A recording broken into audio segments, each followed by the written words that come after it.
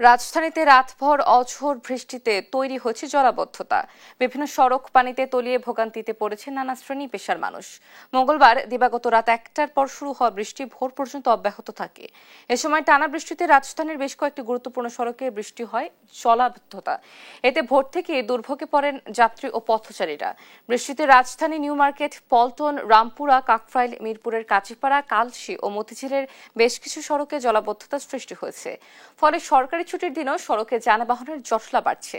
পানির কারণে কিছু স্থানে সিএনজি চালিত অটোরিকশাকে বিকল হতে দেখা গেছে। এর আগে সোমবার রাতে বৃষ্টির আগাম বার্তা দিয়ে বাংলাদেশ আবহাওয়া পর্যবেক্ষণ দল জানিয়েছিল, দেশের ওপর ধেয়ে আসছে একটি শক্তিশালী মৌসুমী বৃষ্টিবলয় প্রবাহ। এটি 30 সেপ্টেম্বর রাত থেকে শুরু হয়ে 5 অক্টোবর পর্যন্ত দেশের প্রায় 80% এলাকায় প্রভাব বিস্তার করতে পারে।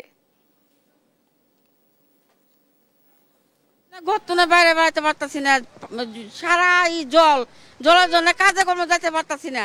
এই জল আর জল, কিভাবে আমরা কাজকর্ম করে খামু কোন? এইভাবে কি হয়? রাস্তাঘাট ডুবে গেছে গা, এছাড়া ভাঙ্গা চূড়া, কোন পাড়া দেয় কোনো না দেয়। এইভাবে কি আমরা বুড়া জোলা মানুষ কাজকর্ম করে খাই? এটা কি হয়?